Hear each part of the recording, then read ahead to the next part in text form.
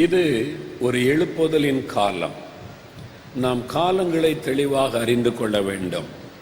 கடைசி காலம் என்பது நம் எல்லாருக்கும் தெரியும். ஆண்டவர் இயேசு சொன்ன கடைசி கால அடையாளங்கள் இன்றைக்கு நம்மை சுற்றிலும் நிறைவேறி கொண்டிருக்கிறது.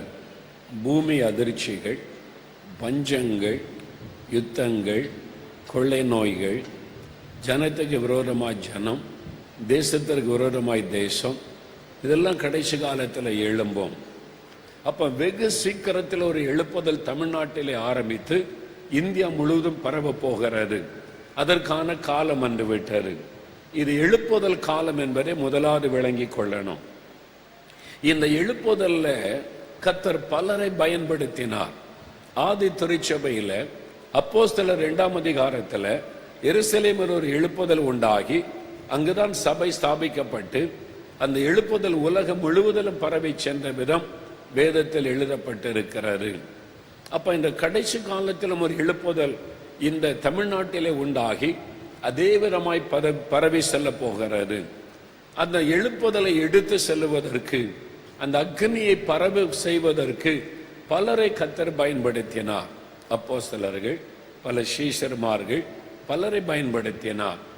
அதில் வாலிபர்களை விசேஷமாய் கர்த்தர் பயன்படுத்தினார்.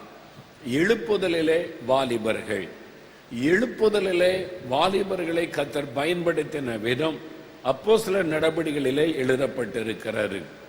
அப்போ நம்முடைய தமிழ்நாட்டில் உண்டாக போகிற எழுப்புதல்ல உங்களை விசேஷமாய் கர்த்தர் பயன்படுத்த போகிறார். வாலிபர்களை விசேஷமாய் கர்த்தர் பயன்படுத்த போகிறார். அல்லேலூயா. உங்களுக்கு சந்தோஷம் இல்லையா?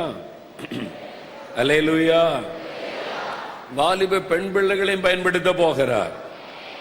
படித்து கொண்டிருக்கிறவங்கள, வேலை செய்யறவங்கள, வேலை தேடுறவங்கள எல்லாரையும் கர்த்தர் எழுப்புதலை பயன்படுத்த போகிறார். வேதத்தை நம்ம கவனமாய் பார்க்கும்போது அப்போஸ்தலர் 2ஆம் அதிகாரத்தில் ஆவியானவர் அக்னியாய் வந்து இறங்கி 120 பேரை நிரப்பின போது எல்லாருமே வயசானவங்க கிடையாது. பேதுருவை போன்ற முதிர்ந்த வயது உள்ளவங்களும் இருந்தாங்க. யோவானை போன்ற வாலிபர்கள் இருந்தாங்க. யோவான் ஒரு வாலிபன். யோவானை போல வாலிபர்கள் மீதும் ஆவியானவர் ஊற்றப்பட்டு எழுப்புதல் அவங்களும் பயன்படுத்தப்பட்டார்கள். அப்போஸ்தலர் 3ஆம் அதிகாரத்தில் பேதுருவும் யோவானும் 2 பேரும் ஜெபிக்க போறாங்க. அவங்க மூலமா அங்க பிரவேசப்பாணி நடக்க பண்ணப்படுகிறான். அந்த 2 பேரும் தான் நின்று ஊழியத்தை நிறைவேற்றுகிறார்கள். 5000 பேர் ரட்சிக்கப்படுகிறார்கள். அப்போ முதிர்ந்த வயது உள்ள பேதுருவையும் ஆண்டவர் பயன்படுத்தினார். வாலிபனாய் இருந்த யோவானையும் கர்த்தர் எழுப்புதலிலே பயன்படுத்தினார் என்பது நம் வேதத்திலே பார்க்கிறோம். அதே மாதிரி ஒரு எழுப்புதல்ல ஒரு முக்கியமான காரியம் நடக்கும். என்னவென்றால் சுத்திகரிப்பு நடக்கும். சுத்திகரிப்பின் எழுப்புதல். அப்போஸ்தலர் நடபடிகள் 2ஆம் அதிகாரத்தில் அந்த எழுப்புதல்ல நடந்த சுத்திகரிப்பை பார்க்கிறோம். சபை கூடியிருக்கிறது. பேதுரு அமர்ந்திருக்கிறார்.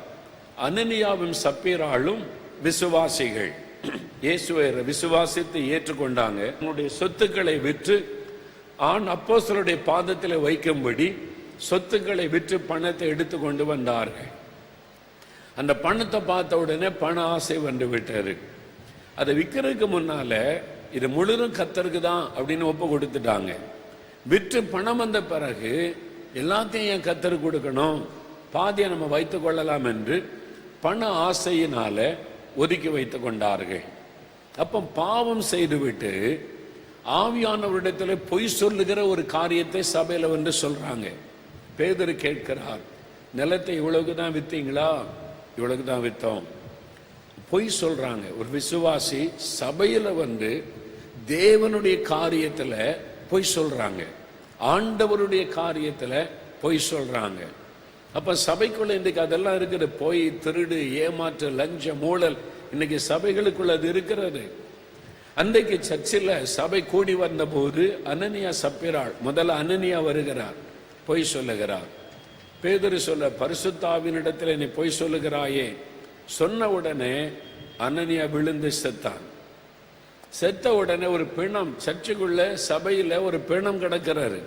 ஒரு மனிதன் கர்த்தரால் தண்டிக்கப்பட்டு மரித்து போய் கிடக்கிறான். இதை சுத்தம் பண்ணணும். வேதம் சொல்லுகிறாரு, வாலிபர்கள் எழும்பினார்கள். யார் எழும்பினா? அல்லேலூயா சொல்லுங்க. அப்போஸ்தலர் நடபடிகள் 5ஆம் அதிகாரம் 6ஆம் வசனத்துல வாலிபர்கள் எழும்பி அனனியாவினுடைய பிணத்தை அப்புறப்படுத்தி கொண்டு போய் அடக்கம் பண்ணிட்டு அமைதியா வந்து உட்கார்ந்துட்டாங்க. அவங்க தான் சுத்தம் பண்ணினார்கள். கொஞ்ச நேரம் கழிச்சு சப்பீராள் வருகிறாள், அனனியாவுடைய மனைவி. அவன் அடக்கமே பண்ணப்பட்டாகி விட்டாரு. புருஷன் இப்ப இல்ல, அடக்கம் பண்ணியாச்சு, மண்ணுக்குள்ள புதைச்சாச்சு, உள்ள வச்சாச்சு. அது தெரியல இவளுக்கு. அவள் வந்திருக்கிறாள். அவள் வந்தபோது அவளும் போய் சொல்லுகிறாள். அப்போ அவளுக்கு உண்மை வெளிப்பட்ட உடனே விழுந்து செத்தாள். ஒரே சர்ச்சில் 2 விசுவாசிகள் விழுந்து சாகுறாங்க. விசுவாசிங்க தான், ரட்சிக்கப்பட்டவங்க தான், ஞானஸ்தானம் எடுத்தவங்க தான், ஆண்டவருக்காக சொத்தையே கொடுக்க துணிஞ்சவங்க தான். ஆனா பொய் சொல்லி ஆவியானவரை துக்கப்படுத்தி பணத்துக்காக சபையில ஏமாற்றி நின்று அதனால விழுந்து செத்தார்கள். அப்பமும் வாலிபர்கள் எழும்பினார்கள். அப்போஸ்தலர் நடபடிகள் 5ஆம் அதிகாரம் 10ஆம் வசனத்தை வாசிக்கும் போது வாலிபர்கள் எழும்பி அவளை அப்புறப்படுத்தி அவளை கொண்டு போய் அடக்கம் பண்ணினார்கள். சபை வாலிபர்களால் சுத்திகரிக்கப்படுகிறார். எழுப்புதல்ல வாலிபர்களாகிய உங்களை கர்த்தர் எழுப்பி சபைகளை சுத்திகரிக்க போகிறார். அல்லேலூயா. உங்க மூலமா சபையில ஒரு சுத்திகரிப்பு உண்டாக போகிறது. அல்லேலூயா. நீங்க பண்ற ஜெபத்துல அனனியா சப்பீராள் எல்லாம் செத்து ஒளிஞ்சு போயிருவாங்க. சபைகளை ஏமாத்துறவங்க, பண ஆசை உள்ளவர்கள், ஆண்டவருடைய நாமத்திற்கு இழுக்கை கொண்டு வருகிறவர்கள், தூஷணத்தை கொண்டு வருகிறவர்கள், பணத்துக்காக கர்த்தருடைய ஊழியத்தை வியாபாரமாக்குகிறவர்கள், நீங்க பண்ணுகிற ஜெபத்துல, நீங்க எழும்பி செய்ய போகிற ஊழியத்துல, நீங்கள் சொல்ல போகிற தீர்க்க தரிசனத்துல அப்படிப்பட்ட துன்மார்க்கர்கள், அசுத்தங்கள் சபையை விட்டு அப்புறப்படுத்தப்பட்டு சபை சுத்திகரிக்கப்பட போகிறது. எழுப்புதல்ல கர்த்தர் உங்களை சுத்திகரிக்காக சபையை சுத்திகரிக்க பயன்படுத்த போகிறார். வாலிபர்களை ஆண்டவர் அதற்காக பயன்படுத்தினார். ஆமென். அப்போஸ்தலர் 7ஆம் அதிகாரம் வரும்போது ஸ்தேவான் இரத்த சாட்சியாய் மரிக்கிறார். எழுப்புதல் காலத்துல அந்த எழுப்புதல் தீவிரமாய் பரவுவதற்கு இரத்த சாட்சி, ரத்தம் சிந்தப்படுவது அவசியமாய் கண்டபடியினால் அங்கே ஸ்தேவான் இரத்த சாட்சியாய் மரிக்க அர்ப்பணிக்கப்பட்டான். ஒரு வாலிபன் ஸ்தேவான் கர்த்தருக்காக வைராக்கியமாய் நின்றவன். எழுப்புதல் ஒரு பலத்த கருவியாய் பயன்படுத்தப்படுகிறான். அவனுடைய முகம் தேவதூதன் முகம் போல் பிரகாசிக்கிறது. அவனுடைய மரணத்தினாலதான் சவுல் என்கிற வாலிபன் ரட்சிக்கப்படுகிறான். எழுப்புதல் வேகமாய் பரவுகிறது. அந்த வாலிபனை கர்த்தர் பயன்படுத்தினார் என்பதை நாம் அங்கே வாசிக்கிறோம். அப்போஸ்தலர் 21ஆம் அதிகாரம் 9ஆம் வசனத்தை வாசிக்கும் போது பிலிப்பு என்கிற சுவிசேஷகன், அவனை குறித்து நம்ம வேதத்தில் பார்க்கிறோம். பிலிப்பு என்கிற சுவிசேஷகன் அப்போஸ்தலர் நடபடிகள் 8ஆம் அதிகாரத்திலிருந்தே நம்ம பார்க்கிறோம். இந்த 8, 9 அதிகாரங்கள் எல்லாம் பார்க்கலாம். பிலிப்பு, அவனுக்கு 4 குமாரத்திகள் இருந்தாங்களா, வாலிப பெண் பிள்ளைகள். அவங்க 4 பேரும் தீர்க்க தரிசனம் உரைக்கிறவளா இருந்தாங்க. அல்லேலூயா. எழுப்புதல் காலத்துல வாலிப பெண் பிள்ளைகள் அபிஷேகம் பெற்று தீர்க்க தரிசனம் சொல்லுகிறவளா எழும்பினார்கள். அந்த 4 வாலிப பெண் பிள்ளைகளையும் கர்த்தர் எழுப்புதல்ல பயன்படுத்தினார். உங்களை பயன்படுத்த போகிறார். உங்க மேல ஆவியானவர் ஊற்றப்பட போகிறார். தீர்க்க தரிசன ஆவி ஊற்றப்பட போகிறது. நீங்க நம்ம தீர்க்க தரிசனம் சொல்ல போறீங்க. வாலிப பெண் பிள்ளைகளை பயன்படுத்தினார். இப்ப வாலிபர்களை எழுப்புதலிலே கர்த்தர் பயன்படுத்தினார் என்பதை வேதத்திலே நாம் பார்க்கிறோம். ஒரு முக்கியமான ஒரு வாலிபன் எழுப்புதலுக்காக ஆண்டவர் தெரிந்து கொண்டு அவனை பயன்படுத்தினார். அப்போஸ்தலர் நடபடிகள் 7ஆம் அதிகாரம் 58வது வசனம். அப்போஸ்தலர் 7ஆம் அதிகாரம் 58வது வசனம் பாருங்க. சவுல் எனப்பட்ட ஒரு வாலிபன் அப்படின்னு சொல்லப்படுகிற சவுல் எனப்பட்ட ஒரு வாலிபன் ஸ்தேவானை கல்லெறிந்து கொலை செய்றாங்க. இரத்த வெள்ளத்தில் அவர் மரித்து கொண்டிருக்கிறார். அப்பொழுது அவர்கள்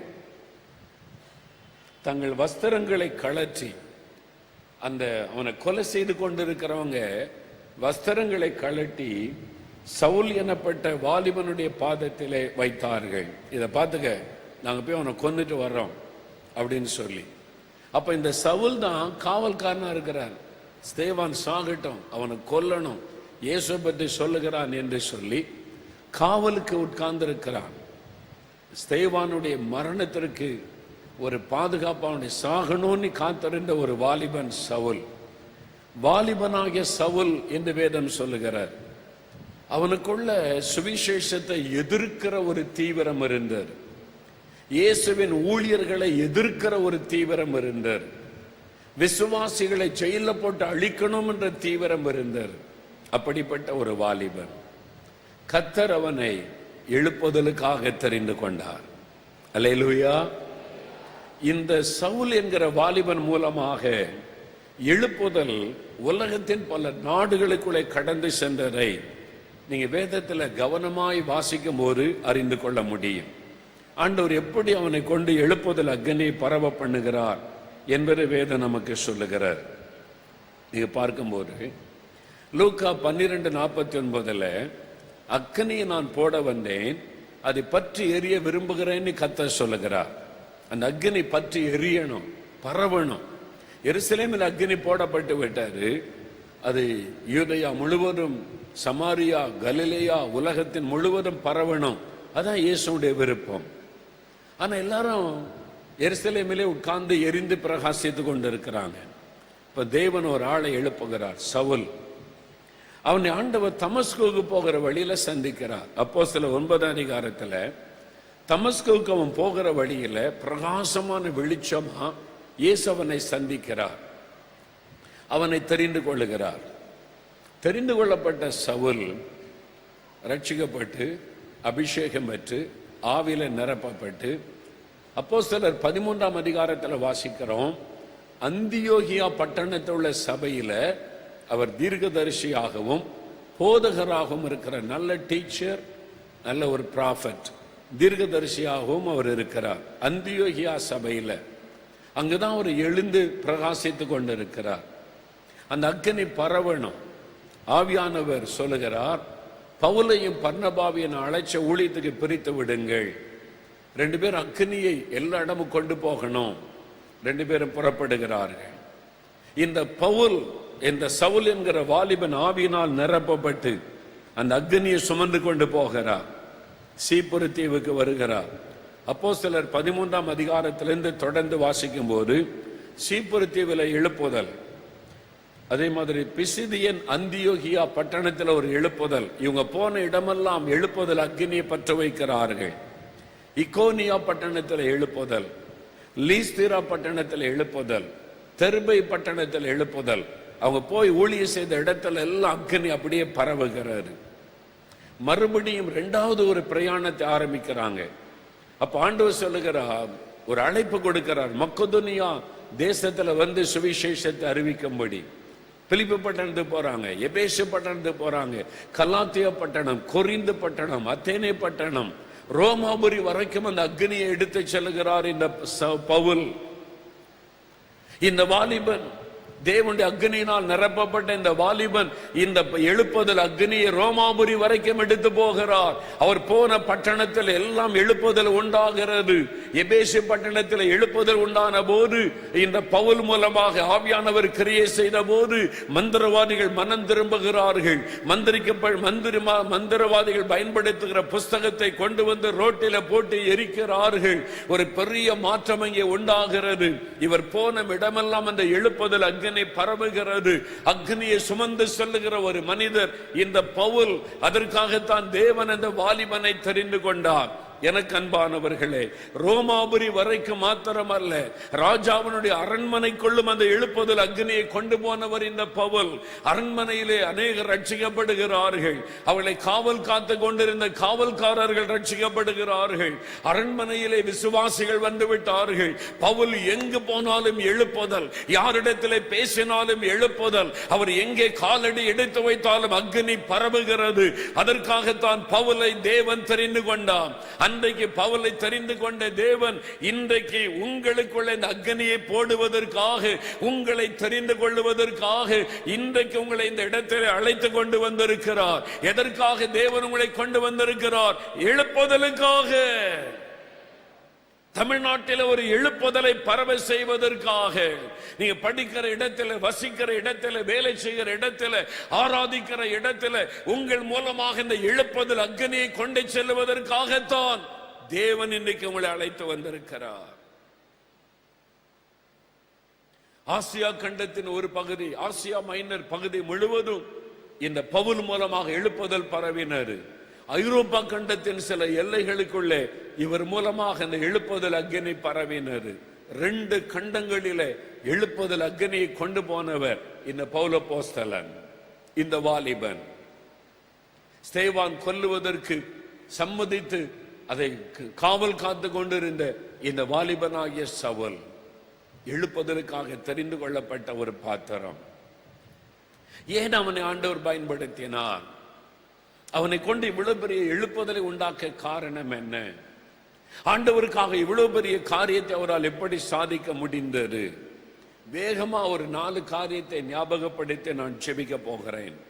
முதலாவது, நீங்கள் இந்த பவுலுக்குள்ளே பார்க்கும்போது அவன் தரிசனம் பெற்ற ஒரு வாலிபன். தரிசனம் பெற்ற ஒரு வாலிபன். அப்போஸ்தலர் நடபடிகள் 9ஆம் அதிகாரம் 6ஆம் வசனத்தில் நாம் பார்க்கும்போது ஆண்டவர் தமஸ்குக்கு போகிற வழியில தரிசனமாகிறார், அவனோடு பேசுகிறார், இயேசுடைய குரலை அவர் கேட்கிறார், பிரகாசமான வெளிச்சத்தில் இயேசுவை தரிசிக்கிறார், ஆண்டவருடைய சித்தத்திற்கு தன்னை அர்ப்பணித்துக் கொள்ளுகிறார். தரிசனம் பெற்ற ஒரு வாலிபன், ஆண்டவரை தரிசித்த ஒரு வாலிபன். எனக்கு அன்பானவர்களே, இன்றைக்கு ஆண்டவர் ஏன் உங்களை அழைத்து கொண்டு வந்திருக்கிறார்? தன்னை உங்களுக்கு வெளிப்படுத்துவதற்காக. ஆண்டவர் உங்களுக்கு ஒரு தரிசனம் கொடுப்பதற்காக உங்களை பிரத்யேகமாய் தெரிந்தெடுத்து இந்த இடத்துக்குள்ளே கொண்டு வந்திருக்கிறார். அவன் தரிசனம் பெற்ற ஒரு வாலிபன். அப்போஸ்தலர் நடபடிகள் 26ஆம் அதிகாரம் 16ஆம் வசனத்தை வாசிக்கும் போது தன்னுடைய அனுபவத்தை பவுல் சொல்லும் பொழுது கர்த்தர் சொல்லுகிறார், நான் அவனுக்கு தரிசனமாகி, கர்த்தரே சொல்றார், நான் அவனுக்கு தரிசனமாகி அவன் செய்ய வேண்டிய காரியத்தை அவனுக்கு காண்பிப்பேன், நானே அவனுக்கு காட்டுவேன். அவனுக்கு ஒரு தரிசனத்தை கொடுத்து அவன் செய்ய வேண்டிய காரியத்தை காண்பித்து அதன்படி அவனை நடத்துவேன். அதனால பவுல் சொல்லுகிறார், அந்த பரம தரிசனத்திற்கு நான் கீழ்ப்படியாதவனாக இருக்கவில்லை. அப்போஸ்தலர் 26:19 அகிரிப்பா ராஜாவை பார்த்து சொல்லுகிறார், இயேசு கிறிஸ்து எனக்கு தரிசனமானார், நான் என்ன செய்ய வேண்டும் என்ற தரிசனத்தை எனக்கு தந்திருக்கிறார், அந்த தரிசனத்திற்கு நான் கீழ்ப்படியாதவனாக இருக்கவில்லை என்று தைரியமாக அவர் சொல்லுகிறார். வாலிபனே, ஆண்டவர் உன்னை ரட்சித்த போது உன்னை குறித்து தேவன் ஒரு பெரிய திட்டத்தை வைத்திருந்தார். வாலிப மகளே, ஆண்டவர் உன்னை ரட்சித்த போது உன்னை குறித்து தேவன் ஒரு பெரிய தரிசன திட்டத்தை வைத்திருக்கிறார். நீ அதை இன்றைக்கு அறிந்து கொள்ள வேண்டும். இன்றைக்கு நீ படித்துக் கொண்டிருக்கலாம், வேலை செய்து கொண்டிருக்கலாம், வேலைக்காக முயற்சித்துக் கொண்டிருக்கலாம், அல்லது நீ ஒரு பிசினஸ் செய்து கொண்டிருக்கலாம். என்றாலும் உன்னை குறித்து எழுப்புதல் திட்டத்திலே தேவனுக்கு ஒரு தரிசனம் உண்டு. ஆண்டவர் உன்னை குறித்து ஒரு பெரிய திட்டத்தை வைத்திருக்கிறார். அதை தேவன் உனக்கு வெளிப்படுத்தும்படியாகத்தான் இன்றைக்கு இந்த இடத்திலே உன்னை அழைத்து கொண்டு வந்திருக்கிறார். நீ அந்த தரிசனத்தை பெற்றுக் கொள்ள வேண்டும். இல்லை, நான் படித்துக் கொண்டிருக்கிறேன், நான் ஒரு மொழி நேர ஊழியம் செய்யவில்லையே. நீ மொழி நேரமாய் ஊழியம் செய்யாவிட்டாலும், நீ வேலை செய்து கொண்டிருந்தாலும், படித்துக் கொண்டிருந்தாலும், எழுப்புதல் திட்டத்திலே உன்னை குறித்து தேவனுக்கு ஒரு பெரிய திட்டம் இருக்கிறது. அதை நீ அறிந்து கொள்ள வேண்டும். அந்த தரிசனத்தை பவுல் பெற்றுக் கொண்டார். அந்த தரிசனத்திற்கு தன்னை அர்ப்பணிக்கிறார். ஆண்டவரே, நான் என்ன செய்ய சித்தமாயிருக்கிறேன்? இதுவரைக்கும் நான் அதை செய்வேன், நான் இவர்களை அழிப்பேன், நான் சபையை பாழாக்குவேன், அப்படி நான் என்கிற எண்ணத்தில் ஓடிக்கொண்டிருந்தவர் இயேசுவை தரிசித்த உடனே சொல்லுகிறார், நான் என்ன செய்ய நீர் சித்தமாயிருக்கிறீர்? Lord, what you want me to do for you? நான் என்ன செய்ய நீர் சித்தமாயிருக்கிறீர்? அதான் எழுப்பது அந்த தரிசனத்திற்கு அர்ப்பணிக்கிற காரியம். இன்றைக்கு உங்களை ஒப்பு கொடுங்க. ஆண்டவரே, நான் என்ன செய்யணும்? நான் படிக்கிறேன், ஸ்டூடெண்டா இருக்கிறேன். என் காலேஜில் நான் என்ன பண்ணணும்? எங்க ஸ்கூல்ல நான் என்ன பண்ணணும்? எங்க ஆபீஸ்ல நான் என்ன பண்ணணும்? நான் என்ன பண்ண நீர் சித்தமாக இருக்கிறேன். நீங்க அதை கேட்டு உங்களை ஒப்பு கொடுத்தீங்கன்னா உங்களை எழுப்புதல் ஆண்டவர் பயன்படுத்துவார். உங்களோட ஆண்டவர் பேசுவார். நீங்க என்ன செய்யணும்னு ஆண்டவர் சொல்லுவார். உங்க மூலமா அந்த காரியங்களை கர்த்தர் நிறைவேற்றுவார். நான் என்ன செய்ய நீர் சித்தமாக இருக்கிறீர். உங்க மூலமா தான் உங்க ஸ்கூல்ல எழுப்புதல் உண்டாக போகிறாரு. உங்க மூலமா தான் உங்களுடைய காலேஜில் எழுப்புதல் உண்டாக போகிறாரு. உங்க மூலமா தான் உங்களுடைய ஆபீஸ்க்குள்ள எழுப்புதல் உண்டாக போகிறது. அதற்காகத்தான் தேவன் அந்த இடத்துல உங்களை கொண்டு போய் வைத்திருக்கிறார். அந்த யூனிவர்சிட்டியில படிக்க தேவன் உங்களுக்கு வாய்ப்பு உண்டாக்குனதின் நோக்கமே உங்க மூலமா எழுப்புதலை கொண்டு வர. அந்த தரிசனத்தை பெற்றுக் கொள்ளுங்க. ஆண்டவரே, நான் என்ன செய்ய சித்தமாயிருக்கிறேன். இதுவரைக்கும் ஆண்டவரே, நான் இங்க படிக்கணும், எனக்கு உதவி செய்யும். நான் இந்த காலேஜில் படிக்கணும், எனக்கு வழித்தரன் தாரும். நான் இந்த படிப்பு படிக்கணும், அதுக்கு எனக்கு அற்புதம் செய்யும். நான் இந்த கம்பெனியில் வேலை செய்யணும், எனக்கு வழித்தரன் தாரும். எல்லாம் சுயநலமாய் எனக்கு நான் இதை விரும்புறேன், நான் அதை விரும்புகிறேன்னு கேட்டோம். எழுப்புதல் வந்துட்டா, ஆண்டவரே, என் விருப்பம் அல்ல, நீர் என்ன விரும்புகிறீர். நான் என்ன செய்யணும்? நான் எங்க வேலை பார்க்கணும்? எங்க என்னை கொண்டு போய் வைக்க விரும்புகிறீர்? அந்த மாதிரி ஒரு மாற்றம் நீங்க கேட்கும் போது உங்களை எழுப்புதல்ல பயன்படுத்துவார். ஆமென் சொல்லுங்க. அல்லேலூயா, அல்லேலூயா. நீங்க கேட்கணும், நான் என்ன செய்யணும்? நீங்க வித்தியாசமானவளாய் மாறி உங்களை அர்ப்பணிக்கணும். இன்னைக்கு 4 மாவட்டியில் இவ்வளவு பெரிய ஊழிய ஸ்தாபனம் எழுப்புதலுக்காக ஜெபம் நடக்குது. ஒரு எழுப்புதல் மையமாய் கர்த்தர் அந்த இடத்தை வச்சிருக்கிறாரு. கர்த்தர் காரியங்களை அற்புதமா நடத்தி கொண்டிருக்கிறார். ஏன் அப்படின்னு பார்த்தா, யோசித்து பார்த்தா எனக்கே ஆச்சரியமா இருக்கும். எப்படி இந்த சின்ன கிராமத்தை ஆண்டவர் தெரிந்து கொண்டு இங்கே செய்கிறார். 75 வருஷம் என்னை ஊழியத்துக்கு ஆண்டவர் அழைச்சி என்னை ஒப்பு கொடுத்து 3 வருஷம் என்னை உருவாக்கி நான் ஊழியம் செய்யணும்னு நினைக்கும் போது, சென்னையில் பாடியில் எங்களுக்கு சொந்த வீடுலாம் இருந்தது. எங்கள் அப்பா இங்கே பாடியில் பிஸ்னஸ் பண்ணதுனால சொந்த வீடு இருந்தது. முன்னால் ஒரு வீடு, பின்னால் 3 வீடு வாடகை கொடுத்து வாடகை பணம் வருது. இன்றைக்கு அது கோடிக்கணக்கான ரூபாய் மதிப்புள்ள சொத்து. அப்போ அன்றைக்கு என்னுடைய பிரதர்ஸ், எனக்கு 3 சகோதரர்கள் உண்டு, யாருமே சென்னையில் இல்லை. எல்லாருமே வெளியூர், 4 மாவடி, பல இடத்துல. நான் மட்டும்தாங்க இருந்தேன். எங்கள் அம்மா சொன்னாங்க, இந்து தான். அப்போ எங்கள் அம்மா இந்துவாக இருந்தாங்க. நீ ஊழியம் செய்கிற, மெட்ராஸில் தான் இருக்க 10-12 வருஷமா, நமக்கு சொந்த வீடு இருக்குது, எல்லா இடம் இருக்குது. நாங்கள் உன் பங்காக, உன் ஷேராக அந்த சொத்தை உனக்கு எழுதி தந்துடுறோம். உன்னுடைய அண்ணன் தம்பிக்கெல்லாம் ஊரில் இருக்கிற நிலங்கள், தோட்டங்களை எழுதி கொடுக்குறோம். இது உனக்கு வைத்து கொண்டு இங்கே ஊழியம் செய் என்பதாய் சொன்னார்கள்.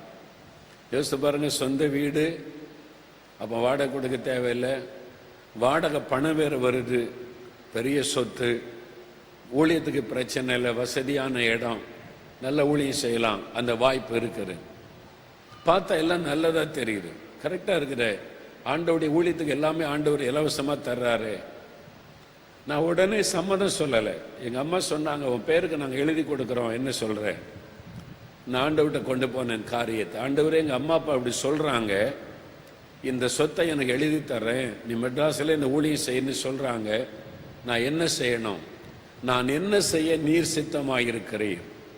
நான் ஆண்டவர்கிட்ட போய் கேட்டேன். எனக்கு ஒரு வழி திறக்கப்படுகிறாரு ஊழியத்துக்காக.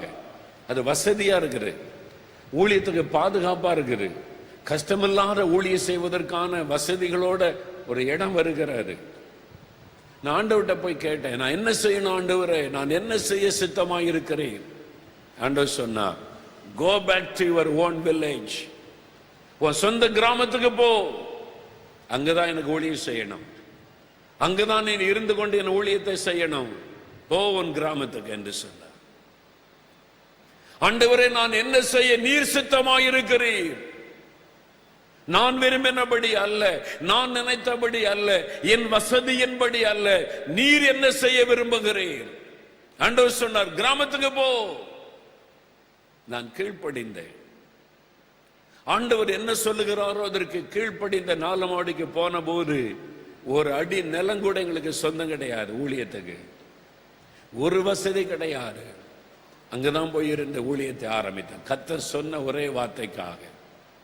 இன்றைக்கு அந்த இடத்துல ஒரு காலத்துல நான் ஊழிய ஆரம்பிச்ச ஒரே ஒரு பஸ் தான் அந்த ரூட்ல போகும். பஸ் ஏறி அங்கிருந்த நாசரேத் என்ற ஊருக்கு 5 கிலோமீட்டர் தூரத்துல, அதுக்கு போனா கூட 2 மணி நேரம் பஸ் ஸ்டாப்ல நிக்கணும். ஏன்னா எப்போ பஸ் வரும்னே தெரியாது. அந்த மாதிரி இந்த ஊர்ல இன்றைக்கு 4 மாவட்டத்திலிருந்து மெட்ராஸுக்கு பஸ் வருது டெய்லி. அவ்வளவு மாற்றம் ஆண்டவர் கொண்டு வந்துட்டார். அங்கிருந்து வருது மெட்ராஸுக்கு பஸ், டெய்லி பஸ் வருது. எவ்வளவு பெரிய மாற்றம்! ஆண்டவர் சொன்னார், பவுல் சொல்லுகிறார், நான் என்ன செய்ய நீர் சித்தமாயிருக்கிறேன். அந்த தரிசனத்திற்கு தன்னை அர்ப்பணித்துக் கொண்டார். ஆண்டவரே, இந்த கல்லூரியிலே நான் என்ன செய்ய வேண்டும், இந்த ஃபேக்டரியிலே நான் என்ன செய்ய வேண்டும், இந்த ஆபீஸிலே உமக்காக நான் என்ன செய்ய வேண்டும். அவர்களைத்தான் எழுப்புதலிலே கர்த்தர் பயன்படுத்துவார். ஆண்டவரே, எனக்கு அதை தாரும், இதை தாரும், எனக்கு அது வேண்டும், இது வேண்டும் என்று சுயநலமாய் ஜெபிக்கிற ஜெபத்தை விட்டுவிட்டு, ஆண்டவரே, நான் என்ன செய்ய வேண்டும் என்று நீர் விரும்புகிறீர், உமக்காக நான் என்ன செய்ய வேண்டும் என்று எதிர்பார்க்கிறீர். ஆண்டவரே, நான் என்ன செய்ய வேண்டும் என்று நீர் திட்டம் வைத்திருக்கிறீர், நான் அதை நிறைவேற்றுகிறேன். அப்படி சொல்லுகிறவர்களைத்தான் எழுப்புதலிலே கர்த்தர் பயன்படுத்துவார். அப்படி சொல்ற வாலிபர்கள் வேணும்.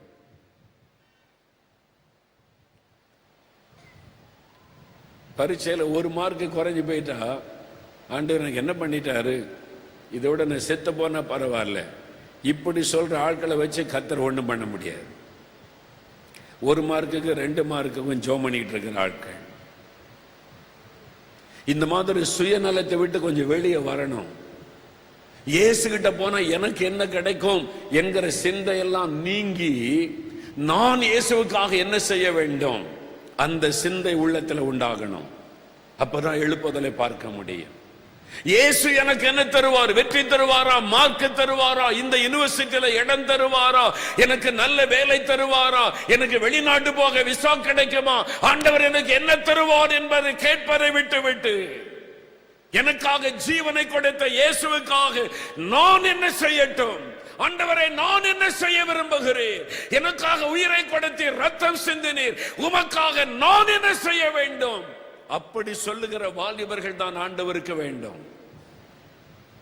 அப்படி சொல்லுகிற வாலிப பெண்கள் ஆண்டவருக்கு வேண்டும்.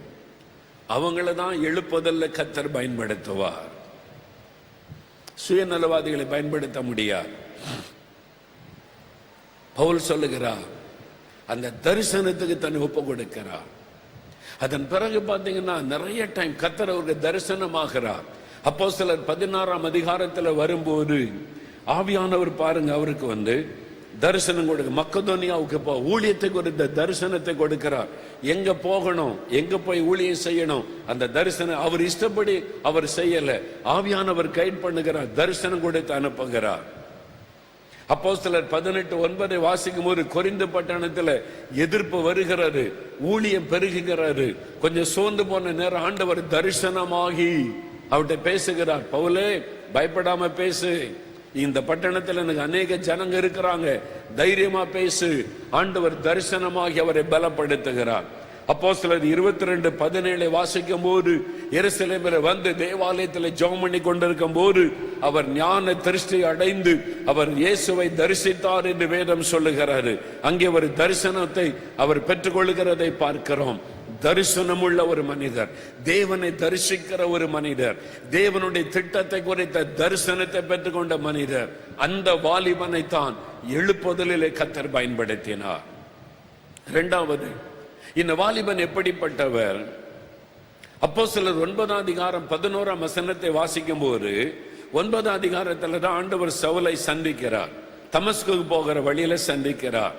இப்போ 3 நாள் கழித்து அனனியா என்கிற ஒரு தீர்க்கதரிசி அங்க இருக்கிறார் தமஸ்குல. ஆண்டவர் அவரை சவுல்கிட்ட அனுப்பும்படி போய் ஆண்டவர் பேசுகிறார். நீ போ, சவுல் என்கிறவனை நீ சந்திக்கணும், அவன் பரிசுத்தாவினால நிரப்பப்படணும் அப்படின்னு கர்த்தர் அனுப்பும் போது ஒரு அடையாளத்தை சொல்றார் அனனியா கிட்ட. அவரை குறித்து என்ன அடையாளம் சொல்லுகிறார்? இப்பொழுது அவன் ஜெபம் பண்ணி கொண்டிருக்கிறான். அல்லேலூயா. கண்ணு தெரியல, 3 நாளா உபவாசம் பண்ணி தண்ணி கூட குடிக்காம சவுல் என்ன பண்ணி கொண்டிருக்கிறான்? இந்த வாலிபன் என்ன செய்து கொண்டிருக்கிறான்? இயேசுவை தரிசித்து விட்டான். ஆண்டவரிடத்திலிருந்து ஒரு குரலை கேட்டு விட்டான். இயேசுவையே பார்த்து விட்டான். கண் பார்வை போய்விட்டது. 3 நாளாய் ஒரு வீட்டில் உட்கார்ந்து இருக்கிறான். இந்த பவுல் என்ன செய்து கொண்டிருக்கிறார்? 3 நாட்களாக இரவும் பகலும் பசியாமலும் கொடியாமலும் ஜெபம் பண்ணி கொண்டிருக்கிறான். கர்த்தர் சொல்லுகிறார், ஜெபம் பண்ணி கொண்டிருக்கிற ஒரு வாலிபன், அனனியாவே, நான் எழுப்புதலுக்காக தெரிந்து கொண்ட இந்த வாலிபனை பார். அவனுக்கு ஒரு அடையாளத்தை ஆண்டவர் சொல்லுகிறார். ஜெபம் பண்ணி கொண்டிருக்கிறான். ஜெபம் பண்ணாத சோம்பேறிகளை ஆண்டவர் எழுப்புதலிலே பயன்படுத்த முடியாது. ஜெபம் அவசியமில்லை என்று சொல்லுகிற சோம்பலான ஏமாற்றுகிற ஊழியக்காரனை எழுப்புதலிலே தேவன் பயன்படுத்த முடியாது. ஜெபம் பண்ணி கொண்டிருந்த பவுலை தான் ஆண்டவர் பயன்படுத்தினார். முழங்காலில் நின்ற பவுலை தான் ஆண்டவர் எழுப்புதலிலே பயன்படுத்தினார். ஆண்டவர் பவுலுக்கு சொல்லுகிற ஒரு அடையாளம், ஒரு வாலிபன் ஜெபம் பண்ணி கொண்டிருக்கிறான். அவனைத்தான் எழுப்புதலிலே ஆண்டவர் பயன்படுத்துவார். ஜெபம் அவசியமில்லை என்று பேசுகிற மதிகேடன், ஜெபத்தை எழுப்புதலுக்கு விரோதமாக இருக்கிற சோம்பலான ஊழியக்காரன், சுயநலமான ஊழியக்காரன் சென்னை பட்டணத்தில் எழுப்பி இருக்கிறார்கள். சோம்பலான சுயநலவாதிகளான ஊழியக்காரர்கள். ஜெபம் அவசியம் கிடையாது. விளக்கம் கொடுக்கிறான். இயேசு கிறிஸ்து கெத்செமனே தோட்டத்தில் ஜெபம் பண்ணும் போது 1 மணி நேரம் ஜெபிக்க கூடாதான்னு ஏக்கத்தோடு பேதுருட்ட கேட்கிறாரு.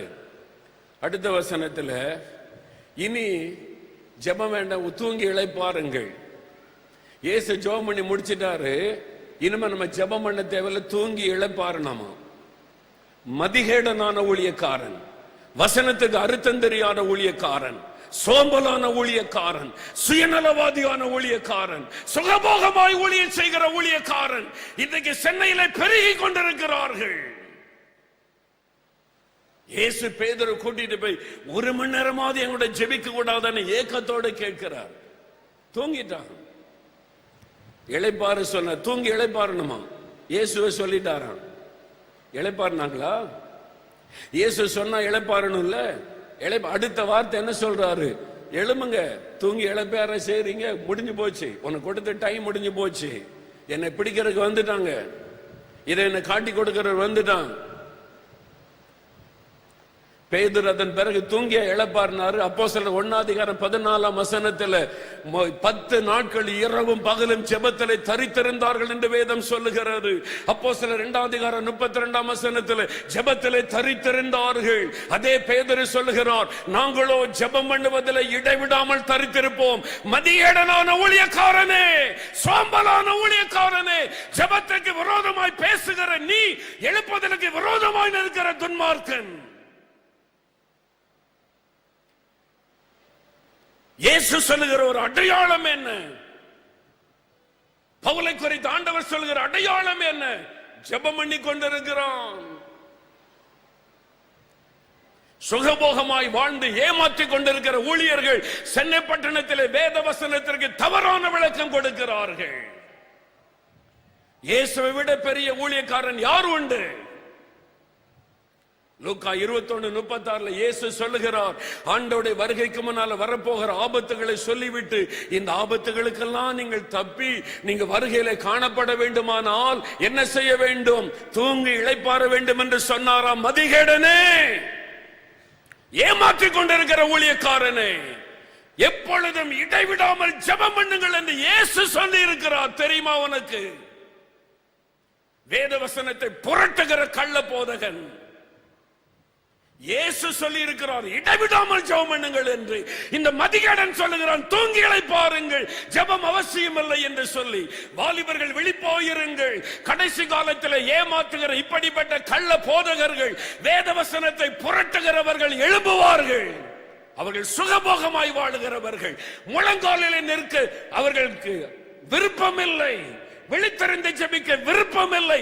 சாப்பிட்டு சாப்பிட்டு உடுத்தி தூங்கி நினைக்கிற ஊழியக்காரன், பொல்லாத ஊழியக்காரன். ஏமாற்றுகிற ஊழியக்காரன், சபையை தவறான பாதையில நடத்துகிற ஊழியக்காரன். ஆதி திருச்சபை இரவும் பகலும் ஜெபித்துக் கொண்டிருந்தார்கள்.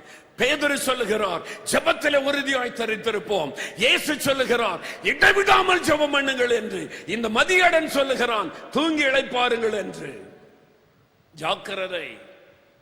எழுப்புதல் காலத்தில் இப்படிப்பட்ட சுயபோகமாய் வாழுகிற ஊழியர்கள் எழும்பி குழப்புவார்கள். ஜெபம் அவசியமில்லை என்று சொல்லுவார்கள். ஆனால் வேதம் சொல்லுகிறது ஜெபம். ஏன் இந்த பவுலை ஆண்டவர் தெரிந்து கொண்டார்? 3 நாள் சாப்பிடாமல் தண்ணி குடிக்காம ஜெபித்துக் கொண்டே இருக்கிறார். இயேசுவே சொல்றார், அடையாளமே அவன் ஜெபம் பண்ணுகிறான். இந்த பவுலை தான் எழுப்புதல்ல வல்லமையாய் கர்த்தர் பயன்படு. காரணம் என்ன தெரியுமா? 1 தீமோத்தேயு 2 அதிகாரம் முதல் 4 வசனங்கள்ல அவர் தான் ஜெபத்தை குறித்து எல்லாருக்காக ஜெபிக்கணும், எல்லாருக்காக ஜெபிக்கணும், வேண்டுதல் பண்ணணும், மன்றாடணும், நீங்க ஸ்தோத்திரம் பண்ணணும் என்று ஜெபத்தை குறித்து 4 விதமான ஜெபத்தை அங்கு சொல்லுகிறார். எல்லாருக்காக ஜெபங்கள், விண்ணப்பங்கள், வேண்டுதல்கள், ஸ்தோத்திரங்களை பண்ணணும். குறிப்பா அதிகாரத்தில் உள்ளவங்களுக்காக நீங்க ஜெபிக்கணும். ஏன்னா எல்லாரும் ரட்சிக்கப்பட ஆண்டவர் விரும்புகிறார். எல்லாரும் ரட்சிக்கப்படணுமானா எல்லாருக்காக ஜெபிக்கணும். ஜெபம் இல்லாமல் ரட்சிப்பு வராது, எழுப்புதல் வராது. அந்த பவுல் குறிப்பாக எழுதி கொடுத்திருக்கிறதை பார்க்கிறோம். இந்த பவுல் தான் ஜெபத்தை குறித்து இன்னும் தீவிரமாய் சொல்லுகிறார். எபேசியர் 6 அதிகாரம் 18 வசனத்தில் எந்த சமயத்திலும் ஜெபம் பண்ணுங்க, பரிசுத்த ஆவிக்குள்ளே ஜெபம் பண்ணுங்கள் என்றவர் எழுதி வைத்திருக்கிறதை நாம் பார்க்கிறோம். இந்த பவுல் அப்போஸ்தலனுடைய ஊழியத்தை, வாழ்க்கை கவனிச்சு பாருங்க. ஒரு பக்கம் அவர் மன்றாடி ஜெபம் பண்ணுகிறார். கலாத்தியர் 4:19 வாசிக்கும் பொழுது அவர் மன்றாடி ஜெபம் பண்ணுகிறார். கர்ப்ப வேதனையோடு ஜெபம் பண்ணுகிறார். இயேசு ஒரு ஆத்துமாக்களை உருவாகும்படி கர்ப்ப வேதனையோடு ஜெபம் பண்ணினார் என்று வேதத்தில் நாம் பார்க்கிறோம். இன்னொரு பக்கம் மன்றாடி ஜெபம் பண்ணுகிறார். ரோமர் 15:32 சொல்லுகிறார், நான் ஜெபம் பண்ணுவதை போல நீங்களும் ஜெபத்திலே போராடுங்கள். ஒரு பக்கம் அழுது புலம்பி மன்றாடி ஜெபிக்கிறார், இன்னொரு பக்கம் ஆவிலே நிரம்பி போராடி ஜெபம் பண்ணுகிறார். இந்த 2 விதமான ஜெபத்தையும் எழுதி வைத்து கற்றுக் கொடுத்தவர் இந்த ஜெபம் பண்ணுகிற பவுல் அப்போஸ்தலன். இவரை கொண்டுதான் தேவன் எழுப்புதலை பரவ செய்தார். நீங்க அப்படி ஜெபிக்கணும். ஜெபம் பண்ணின ஒரு ஜான் நாக்ஸ் மூலமா தான் ஸ்காட்லாந்து தேசத்தில் எழுப்புதலை கர்த்தர் கொண்டு வந்தார். ஜெபம் பண்ணின அதிகாலை 12 மணிலிருந்து 4 மணி வரை ஜெபம் பண்ணின ஈவான் ராபர்ட்ஸ் மூலமாகத்தான் வேல்ஸ் தேசம் முழுவதில் எழுப்புதலை கொண்டு வந்தார். சரித்திரத்தை வாசித்து பாருங்கள். சில சுகபோகமான ஊழியக்காரர்கள் எழும்பி ஜனங்களை வஞ்சித்து ஏமாற்றி தூங்க வைத்து காணிக்கைகளை பறித்து கொண்டு சுகபோகமாய் வாழ்ந்து கொண்டு ஜெபம் அவசியமில்லை என்று சொல்லுகிற மதிகேடனான பொய்யர்கள் எழும்பி விட்டார்கள். ஜாக்கிரதை. வேதத்தை கவனமாய் வாசித்து பாருங்க. இயேசுவோடு இருந்த அப்போஸ்தலர்கள், அவர் கூடவே இருந்தாங்க. கெத்செமனே தோட்டத்தில் கூட இருந்தவங்க.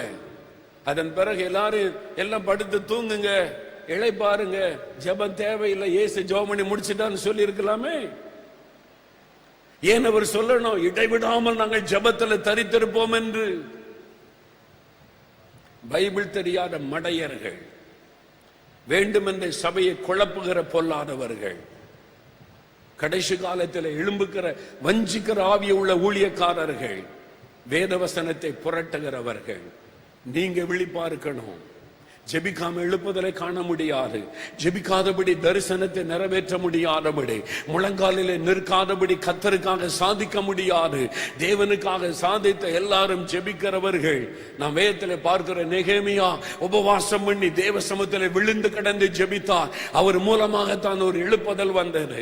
தானியேல் உபவாசம் பண்ணி தேவ சமூகத்திலே விழுந்து கிடந்து உபவாசம் பண்ணி ஜெபித்தார். அவர் மூலமாகத்தான் தேவன் ஒரு பெரிய ஆசீர்வாதமான மாற்றத்தை உண்டாக்கினார்.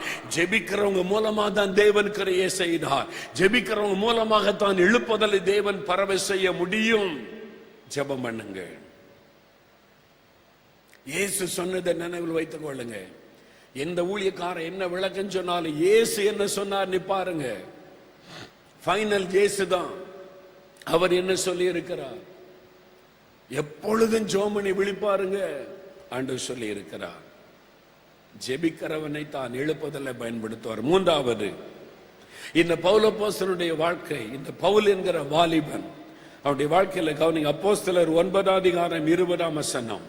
அப்போஸ்தலர் 9 அதிகாரம் 20 வசனத்துல அவன் தாமதம் பண்ணாதபடி தீவிரமாக எழும்பி சுவிசேஷத்தை பிரசங்கித்தான், இயேசுவை அவன் அறிவித்தான் என்று வசனம் சொல்லுகிறார்.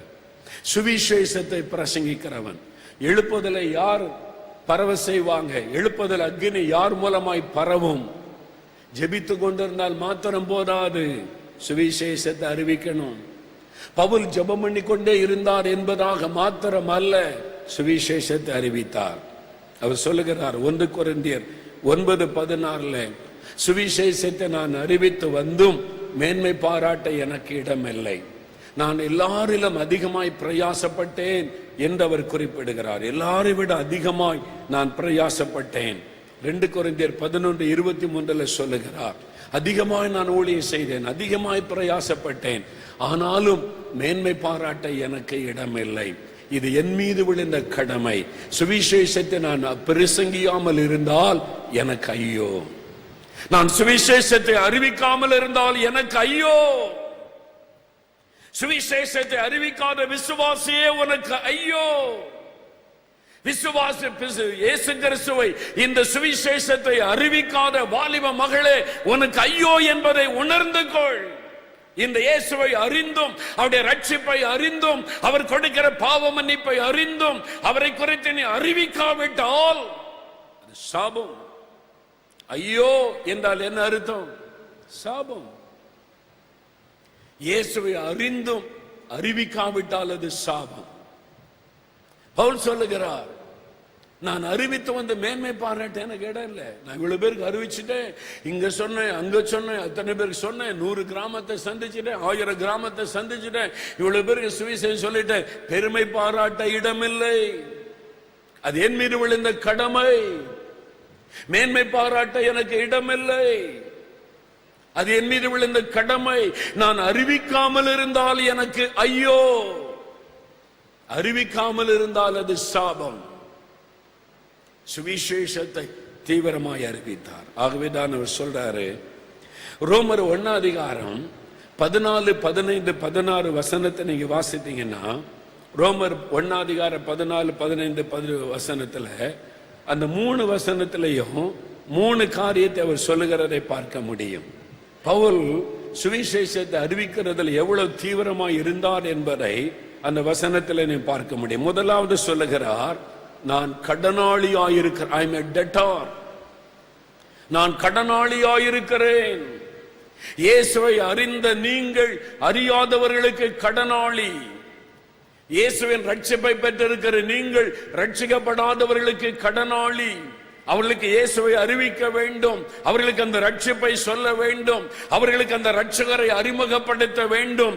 நாம் கடனாளிகள் என்கிற உணர்வோடு இந்த உலகத்தில் வாழ வேண்டும். பவுலுக்குள்ள இந்த உணர்வு இருந்தது. நான் கடனாளி. இந்த யூதர்களுக்கு சொல்லணும், கிரேக்கர்களுக்கு சொல்லணும், ரோமர்களுக்கு சொல்லணும், எல்லாருக்கும் இயேசு பற்றி சொல்லணும். ஏனென்றால் நான் கடன் பட்டிருக்கிறேன். அந்த ஆத்திரம் அவருக்குள்ள இருந்தது, அந்த அவசரம் அவருக்குள்ள இருந்தது.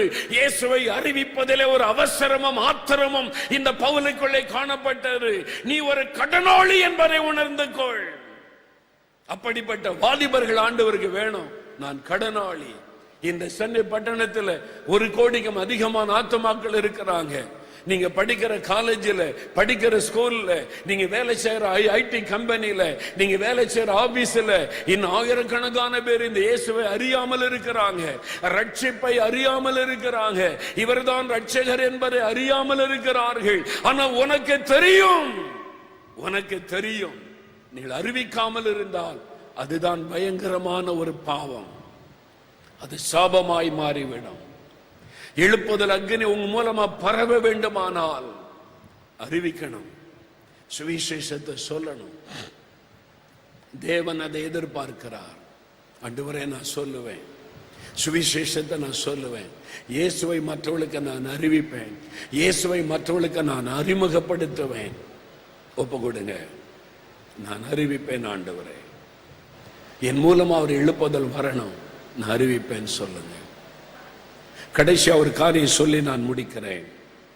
அந்த அடுத்த வசனம் பாருங்க, ரோமர் 1:15 என்னால் இயன்ற மட்டும் நான் சுவிசேஷத்தை அறிவிக்கிறேன். அவர் சொல்றார், என்னால் இயன்ற மட்டும், நான் கடனாளி. இரண்டாவது, இயன்ற மட்டும் சுவிசேஷத்தை அறிவிக்கிறேன். உனக்கு என்ன முடியுமோ அதை செய். என்னால் முடிந்த அளவு நான் சுவிசேஷத்தை அறிவிக்கிறேன். ஆங்கில வேதாகமம் சொல்லுகிறது, I am ready to preach the gospel. நான் சுவிசேஷத்தை அறிவிக்க எப்பொழுதும் ஆயத்தமாயிருக்கிறேன். நீ வகுப்புக்கு போகும்போது, உங்களுடைய காலேஜ் கேம்பஸுக்குள்ள போகும்போது, யாருக்காவது இயேசுவை அறிவிக்கணும், வாய்ப்பு கிடைத்த உடனே சொல்லணும் என்கிற ஆத்திரம் உனக்குள் இருக்க வேண்டும். அவங்க மூலமா தான் எழுப்புதல் பரவும். அவங்கள தான் எழுப்புதல்ல கர்த்தர் பயன்படுத்துவார். I am ready to preach the gospel. உங்களுக்கு இயேசுவை பற்றி சொல்லுன்னா, I am not ready now. நான் இப்ப ஆயத்தமா இல்ல, நான் இப்ப உபவாசம் பண்ணி ஜெபம் பண்ணணும், அப்படி அவசியம். மேடையில பிரசங்கம் பண்ணணுமா தான் உபவாசம் பண்ணணும், ஜெபிக்கணும், ஆயத்தப்படணும். இயேசுவை அறிமுகப்படுத்துவதற்கு எப்பவுமே ரெடியா இருக்கணும். அவங்க தான் உண்மையான விசுவாசி. ஆமென். இயேசுவை சொல்லுவதற்கு நீங்க ஆயத்தம் இல்லாட்டா உங்களுடைய ரட்சிப்பே கேள்விக்குரியதுதான். நீங்க உண்மையா ரட்சிக்கப்பட்டீங்களா அப்படின்றது சந்தேகத்துக்குரியது. இயேசு உன்னை நேசிக்கிறான்னு சொல்ல தெரியாதா? இயேசு உனக்காக சிலுவையிலே மரித்தான்னு செய்தி சொல்ல தெரியாதா? இயேசு உன் பாவத்தை மன்னிப்பான்னு சொல்ல முடியாதா? இதை கூட சொல்ல தெரியலன்னு சொன்னா நீங்க ரட்சிக்கப்பட்டன்னு சொல்றதே சந்தேகத்துக்குரியதுதான். எழுப்புதல்ல யாரை பயன்படுத்துவார்? சுவிசேஷத்தை அறிவிக்கணும்ன்ற ஆத்திரம் இருக்க வேண்டும். பவுல் சொல்கிறார், I am ready to preach the gospel. அடுத்த வசனம் 16 சொல்லுகிறார், கிறிஸ்துவின் சுவிசேஷத்தை குறித்து நான் வெட்கப்படேன். I am not ashamed of the gospel. ஏன் நம்ம சொல்ல மாட்டேங்கிறோம்? வெட்கம். ஏன் நம்ம இயேசுவை பற்றி மற்றவங்களோட பகிர்ந்து கொள்ள மாட்டேங்கிறோம்? வெட்கம். அவங்க என்ன சொல்லுவாங்களோ, நம்ம சொன்ன ஏற்றுக்கொள்வாங்களோ ஏற்றுக்கொள்ள மாட்டாங்களோ, ஏதாவது எதிர்த்து பேசிட்டா என்னுடைய மரியாதை என்ன ஆகிறது? நம்மை குறித்த பெருமை தடுக்கிறது. மற்றவங்க என்னை குறித்து என்ன நினைப்பாங்க, மற்றவங்க என்னை குறித்து என்ன பேசுவாங்க, நான் இயேசுவை பற்றி சொல்லி அவங்க ஏற்றுக்கொள்ளாமல் எதிர்த்து விட்டால் என்னுடைய மரியாதை என்ன ஆவது? அந்த பெருமைதான் சுவிசேஷத்தை அறிவிக்க தடையோ இருக்கிறது. உன்னுடைய வீண் பெருமை, உன்னை குறித்த பெருமை தடைப்படுத்தி கொண்டிருக்கிறது. இயேசுடைய சிலுவையை நோக்கி பாருங்க. பவுல் சொல்லுகிறார், நான் துடைத்து போடப்பட்ட கந்தை போலானேன் இயேசுவுக்காக. அந்த சிலுவைக்கு முன்னால என்னுடைய பெருமை எல்லாம் ஒன்றும் இல்லை.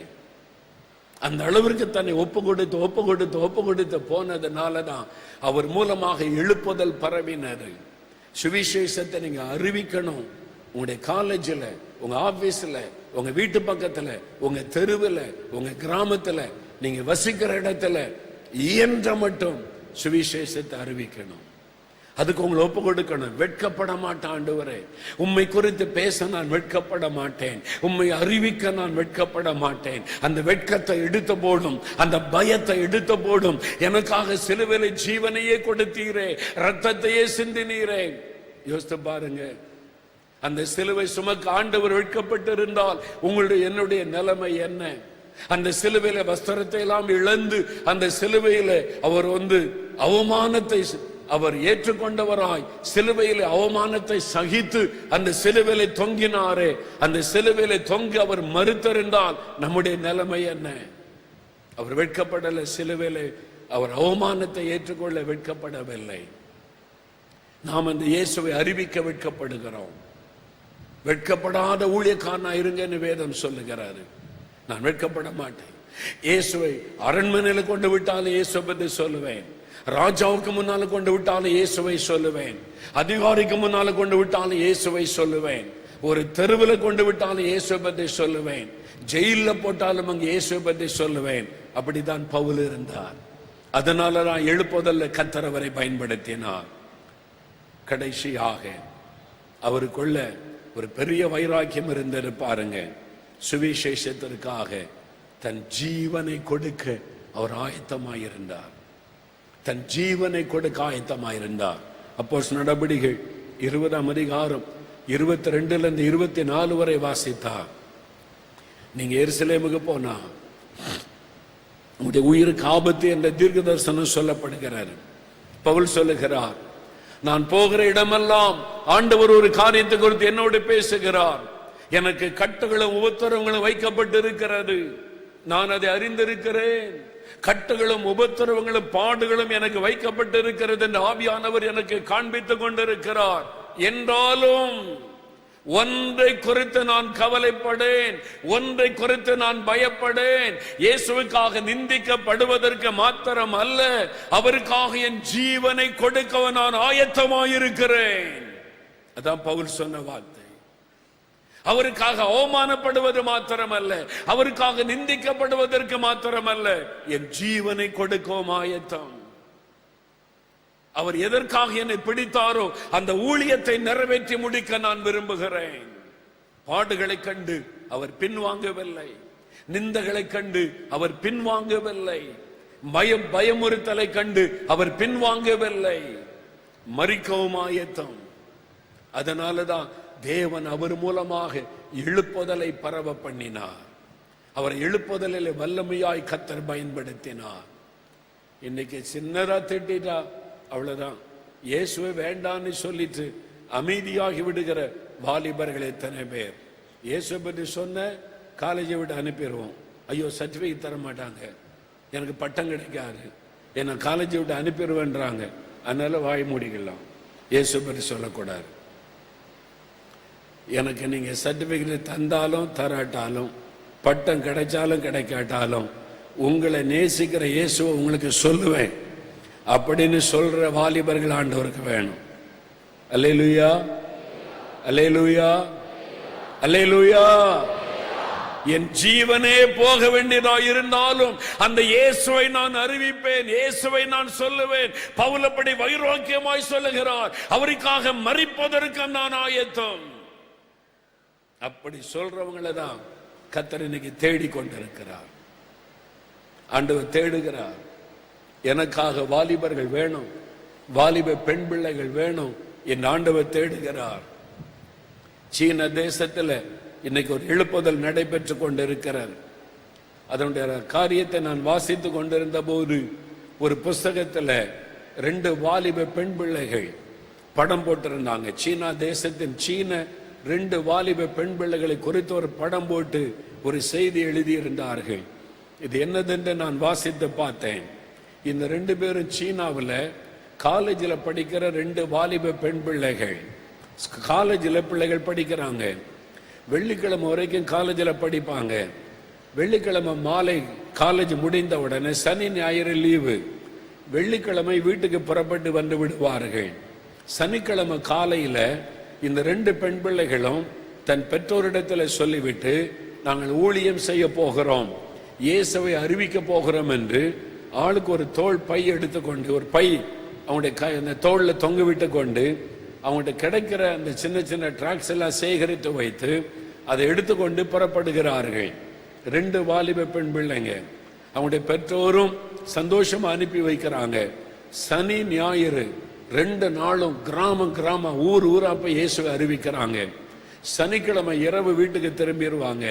ஞாயிற்றுக்கிழமை காலையில காலேஜுக்கு புறப்பட்டு போவார்கள். வாரந்தோறும் இந்த 2 பிள்ளைகளும் பல கிராமங்களை போய் சுவிசேஷத்தை அறிவிக்கிறாங்க. சீனா கம்யூனிஸ்ட் நாடு. பிள்ளைகளை பிடிச்சா உடனே ஜெயில போட்டுருவாங்க. அவங்களுடைய படிப்பு பாதிக்கப்படும், எதிர்காலம் பாதிக்கப்படும். ஆனா எதை குறித்து அவங்க கலங்கல, இயேசுவை அறிவிக்கணும், சுவிசேஷத்தை சொல்லணும், இயேசுவை மற்றவர்களுக்கு சொல்லணும்னு சொல்லி காலேஜில் படிக்கிற 2 பிள்ளைகள், பெண் பிள்ளைகள். நீங்க யோசித்து பாருங்க, இயேசுக்காக என்ன செய்றீங்க? இயேசு உங்களுக்கு கேட்டதெல்லாம் கொடுத்தார். மார்க் கேட்டீங்க தந்தார், இந்த காலேஜில் இடம் வேணும்னு கேட்டீங்க தந்தார், எனக்கு இங்க வேலை வேணும்னு கேட்டீங்க தந்தார். கேட்கறதெல்லாம் தர்றாரு. அவருக்காக நீங்க என்ன செய்றீங்க? நீங்க அவருக்காக என்ன செய்றீங்க? உங்களுக்காக உயிரையே கொடுத்த அந்த ஆண்டவருக்கு என்ன செய்றீங்க? நீங்க உங்களுக்கு கேள்வி கேட்டு பாருங்க. நீங்க கேட்டதெல்லாம் உங்களுக்கு தந்தாரு, நீங்க ஜெபிச்சதெல்லாம் கொடுத்தாரு. அவருக்காக நீங்க என்ன செய்றீங்க? தெருவில் இறங்கி சுவிசேஷத்தை சொல்றீங்களா? ஒரு 4 பேருக்கு இயேசுவை நீங்க அறிமுகப்படுத்துறீங்களா? எனக்கு செய்தார் உங்களுக்கு செய்வார்னியாவது சொல்றீங்களா? வெட்கப்பட்டு கொண்டிருக்கிறோம், பயந்து கொண்டிருக்கிறோம். என் படிப்பு போயிரும், எதிர்காலம் போயிரும்.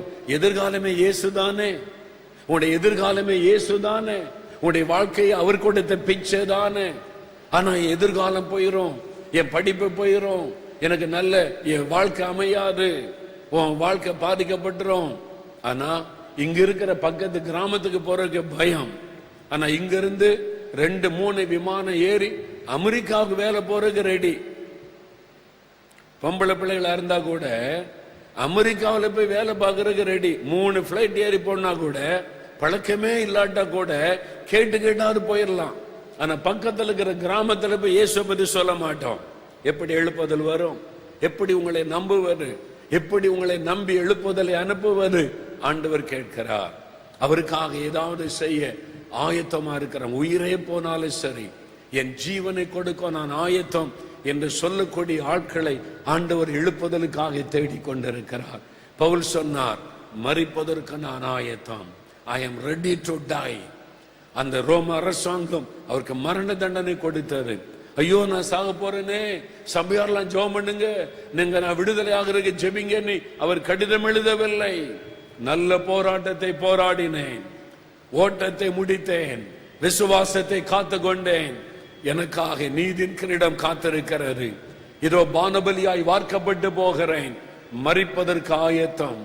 மரணத்தை குறித்த பயம் இல்லை, சாவதை குறித்த பயம் இல்லை. என் இயேசுவுக்காக நான் மரிக்க போகிறேன். தைரியமாக நெஞ்சை நிமிர்த்தி அவர் எழுதுகிறார்.